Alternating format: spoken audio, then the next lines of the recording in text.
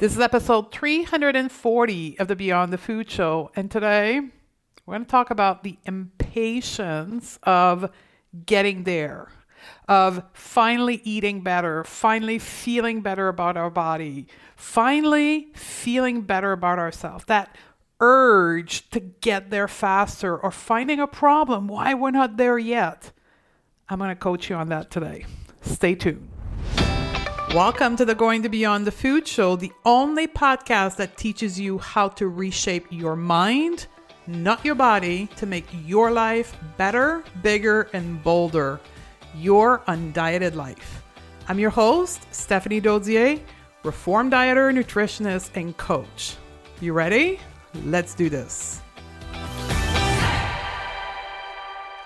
Hello, sisters. Welcome back. And just really quickly, before we get into the topic of impatient, I wanted to let you know that Undiet Your Life coaching program is now open for enrollment. And so many women are telling me how much they are tired of not feeling good in their body, about the way they're eating, about themselves. And deep down, they want to solve the food drama, the body drama, but they just don't have the energy that they think it will take right now. Maybe you can relate. One of the main benefits of coaching is getting yourself to a place of wholeness and enoughness exactly as you are right now. And then from that place, that's when and where you can create peace with food, liberation with your body, and a confident mindset. This is exactly what we help our client do inside of Undiet Your Life program. We meet you where you are. Truly, it's more than just an investment in food and body. It's about learning how to create the experience that you want with your life. If you want more detail, go to stephaniedozier.com/Undiet Your Life. Or check out the link in the show note. I can't wait to work with many of you inside of the program. Today, I'm going to talk about one of these experiences we create for ourselves when we enter a goal, when we enter a space of transformation, or we give ourselves a challenge. Raise your hand, alone in your car or at home, wherever you are, if you have ever felt impatience, the desire to get there faster, or the disappointment of not getting to your goal fast enough, and why am I not there yet, and what's wrong with me, and then the whole spiral down. That impatience to get there, to achieve the goal, to quote unquote finally eat better. I hear that one so often, right? I finally want to eat better. And truth to be told, I had this impatience myself. And for me, it showed up in a lot of rebellious eating. One of the things that we teach you when you get to move from being a restrictor, from restricting food and trying to control food, to being an intuitive eater, we tell you up front what's going to happen, which is the pendulum swing, right? You're going to go from eating all the things to wanting and probably restrict again, and eating all the thing and restrict, right? That pendulum swing for me lasted way too long. And I'm going to tell you why it lasted way too long is because I was literally angry at myself for swinging the pendulum. I was judging the phase of the pendulum swing, which I knew was going to happen. I was told that it was going to happen. But when it happened, I criticized it and I judged it and I made it something about me, that I was doing something wrong. And then I became really, really, really impatient to not be in the pendulum swing because I was judging it and criticizing it, right? When we are feeling this urge of getting there faster, it's a sign. And that's how I want to give you a different perspective about the impatience. I want, when we feel this urge of getting there faster, it's a sign. It's a sign that we're thinking about our goal, about the thing we want in our life, in a way that is not productive for us. And most often, I'm going to start by sharing my story about the pendulum swing and rebellious eating.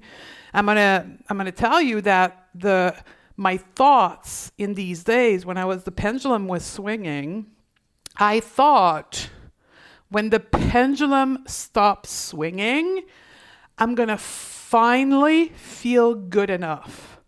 I'm going to finally feel better about myself.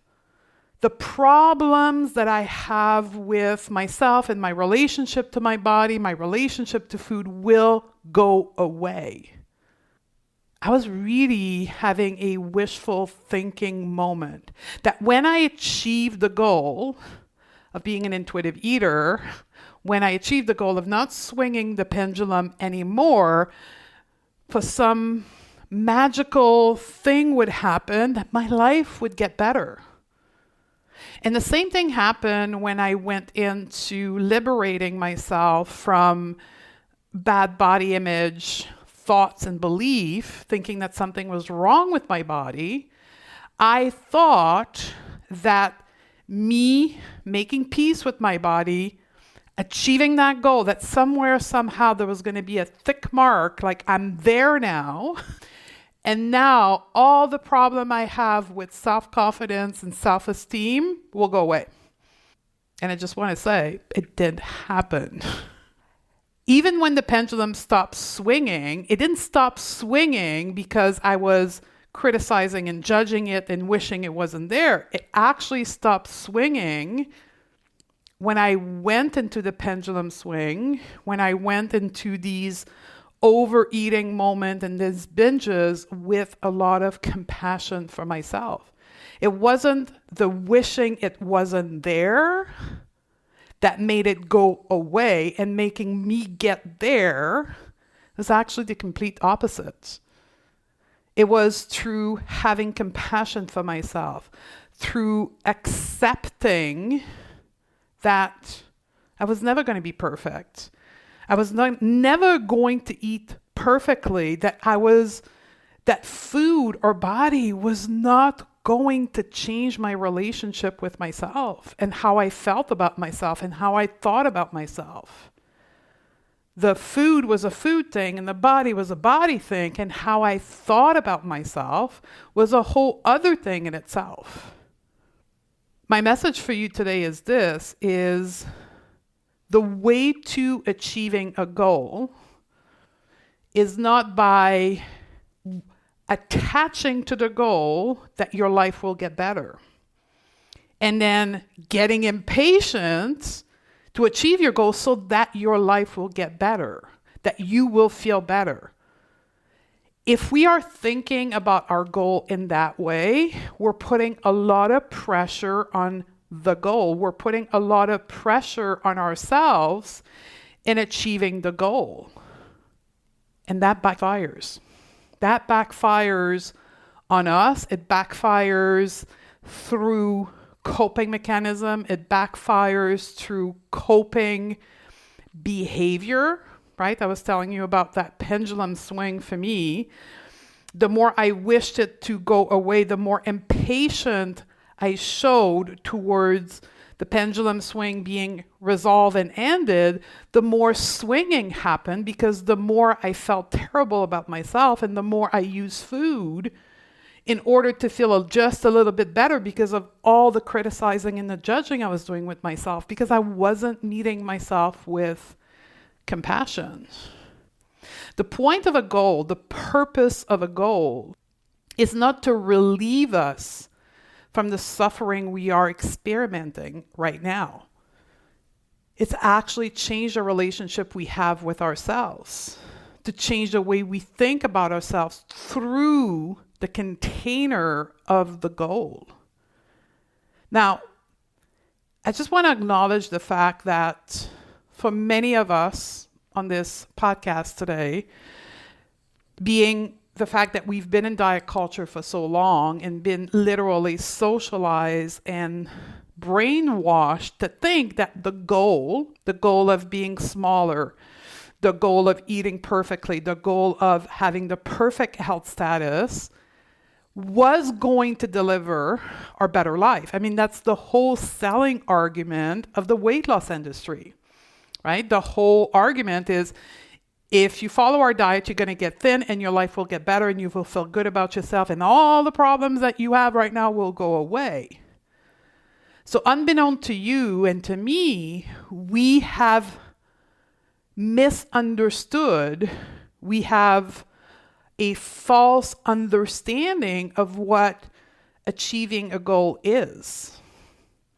And because of that misunderstanding and because of that lack of engaging in a goal, in the reason why it exists, which is to change the relationship we have with ourselves and become the version of ourselves we want without the goal being achieved, never making our happiness, making our us feeling better conditional to achieving something, a predetermined box we need to check.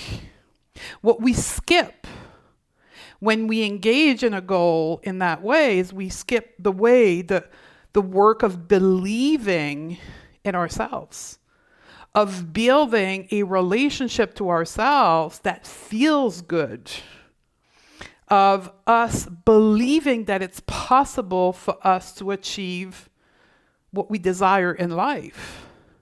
And when we don't build that belief in ourselves, in our capacity, in our possibility, and then we approach a goal, we feel this impatience and this urgency to get there because we don't believe we ever going to get there if we don't put a shitload of pressure on ourselves. But here where it gets crazy. We've done it for 15 or 20 years before. And we know that the pressure, that the urgency that we put on our goal doesn't work. Again, raise your hand, those of you who've set SMART goals. I have so many opinion about SMART goals. I'll tell you the story in a bit.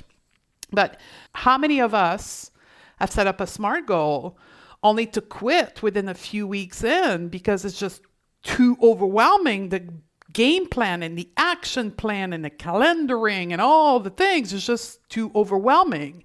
We get that rush of dopamine when we set up the action plan and we block our calendar of achieving the SMART goal and we put all those measuring posts in the way.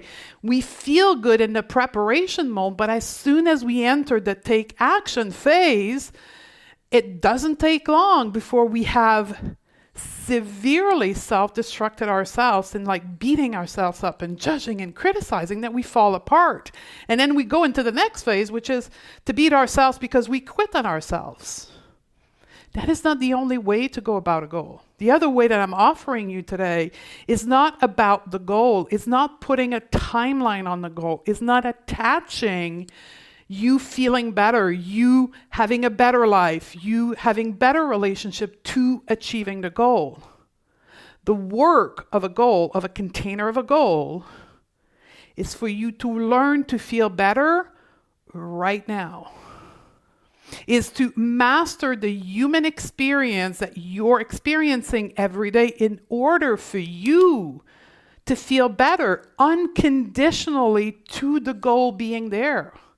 Having been achieved or not is irrelevant. You're working on a day-to-day to think thoughts that make you feel better unconditionally to the goal right now. And when you do that, you relieve the urgency of getting there, because feeling better is not on the other side of the goal being achieved.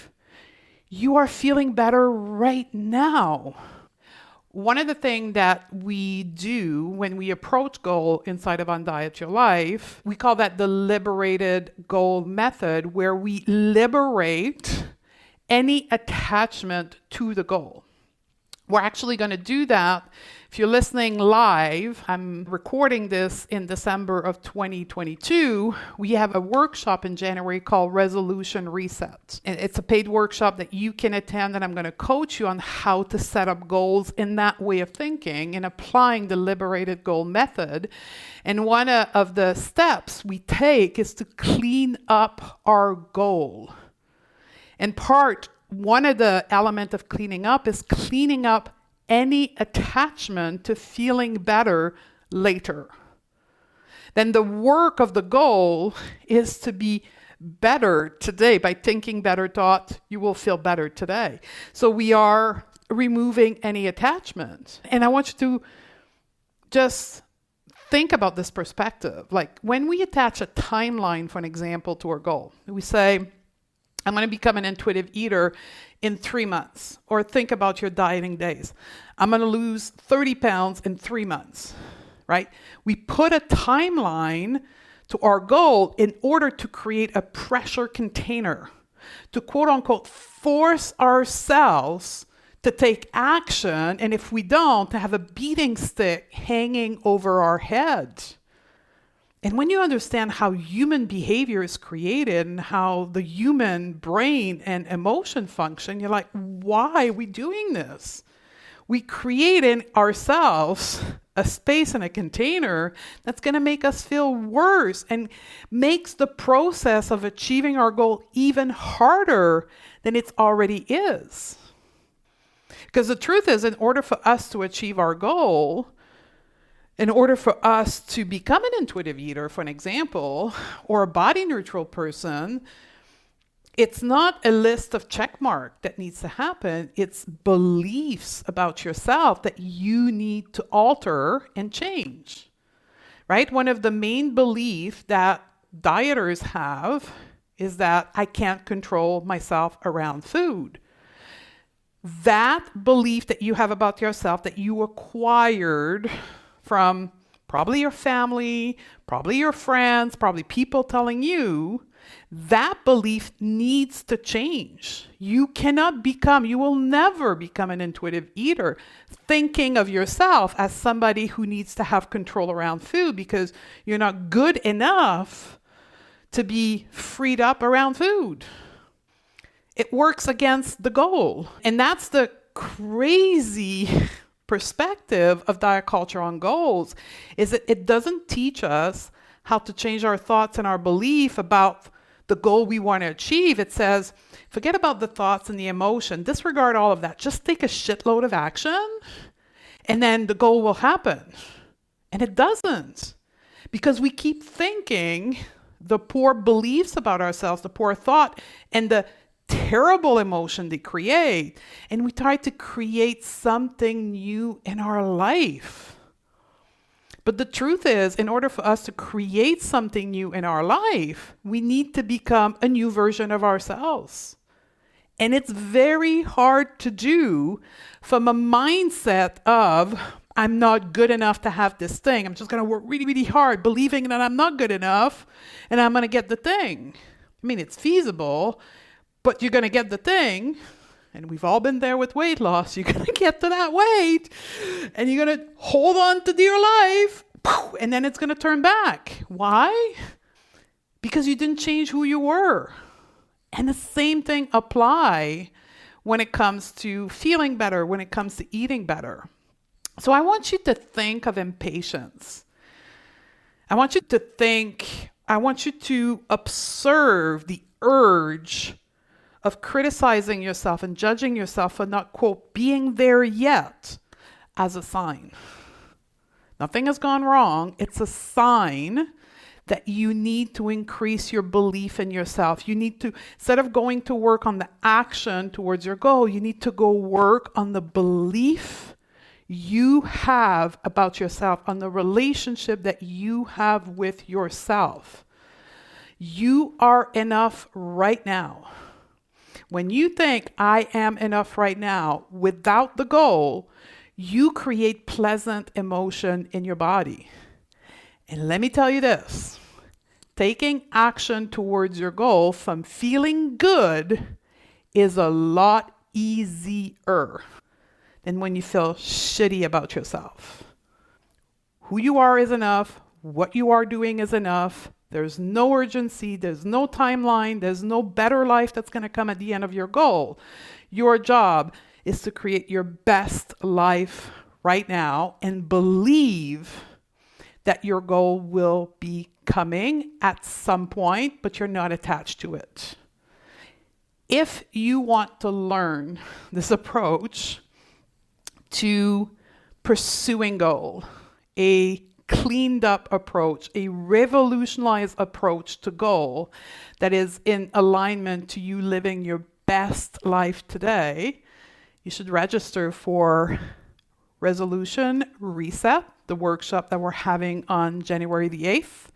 If you're listening to this prior to January the 8th, sign up right away because we're going to be sending you audio guide to prep yourself for the workshop on January the 8th, some reflection questions, some thoughts for you to think in order to set the goal for 2023 that will best serve you.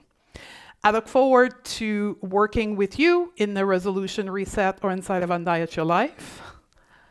I will see you next week on the next episode, and I love you, my sister. If you are loving what you're learning on the podcast, you have to come and check out Undiet Your Life.